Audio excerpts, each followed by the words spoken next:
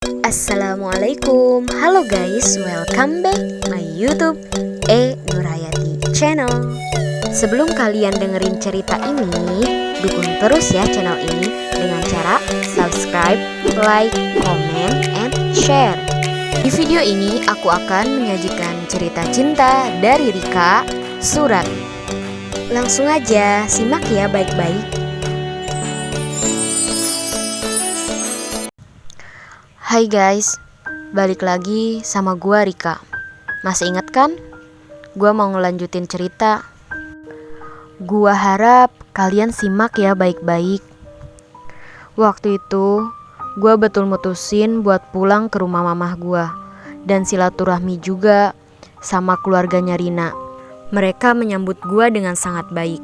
Entah kenapa, mamahnya Rina ngajakin gua buat makan malam di rumahnya. Gua menyetujui dan menerima ajakan mamahnya. Di meja makan itu ada papahnya Rina, abangnya, dan mungkin mantan suaminya. Gak tahu kenapa suasananya begitu hening, yang membuat gua jadi bertanya-tanya di dalam otak gua. Gua perhatiin tatapan mereka satu persatu. Tatapan mereka sepertinya tertuju pada gua, dan gua gak suka banget sama tatapan tajam abangnya Rina. Tatapan yang aneh, seperti tatapan harimau yang akan menerkam mangsanya. Ma, ngapain sih ngundang nih orang? Bikin gua males makan. Gua gak berselera. Masih mending gua makan di luar, ucap abangnya Rina sambil menatap sinis pada gua. Gua paham abangnya Rina membenci gua. Mungkin karena gua keterlaluan. Mungkin gua gak tahu diri. Gua ngilangin nyawa orang. Tapi sisi lain dari diri gue mengelak kalau itu kecelakaan. Itu takdir. Kalau bisa takdir diubah, biar gue aja, gak apa-apa. Gue bersedia kok gantiin Rina, biar Rina hidup lebih lama dibanding gue, yang bisanya cuma nyusahin orang. Orang tuanya Rina meminta maaf ke gue atas perkataan abangnya Rina yang gak enak itu.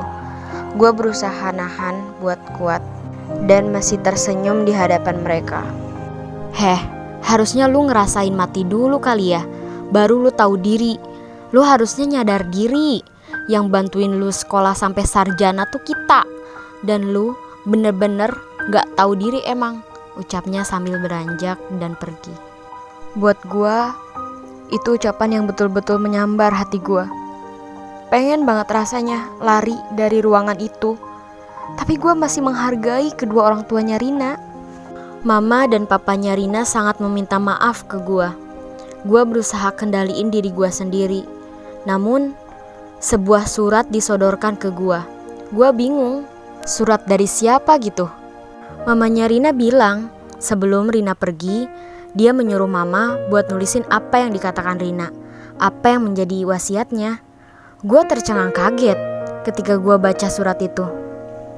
Entah kenapa kepala gue refleks menggeleng dan bingung apa yang harus gue katakan kepada mereka.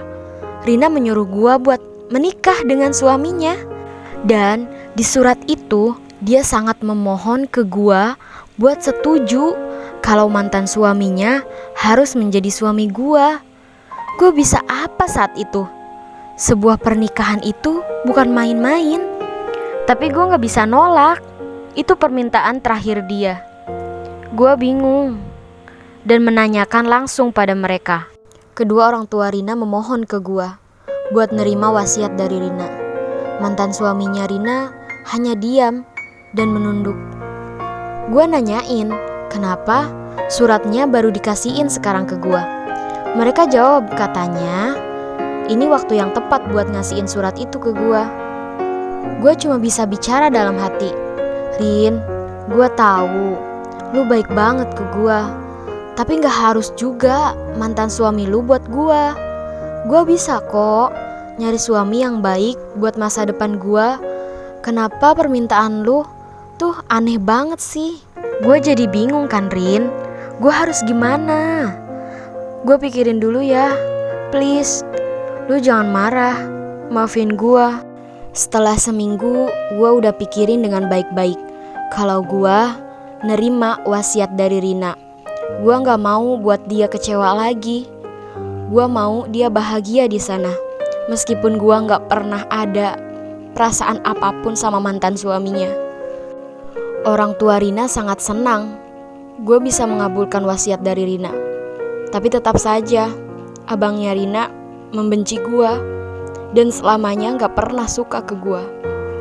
Gue tahu keputusan gue emang gak tahu diri banget. Gue udah dianggap anak di keluarganya Rina. Gue ngilangin nyawanya Rina dan gue ngambil suaminya. Gue emang patut buat dibenci dan gue berharap keputusan gue gak salah. 3 bulan kemudian gue akhirnya nikah dengan mantan suaminya Rina. Dan sebelum kami memutuskan untuk tinggal di ibu kota, kami mengunjungi tempat peristirahatan terakhir Rina. Semoga dia bahagia di sana.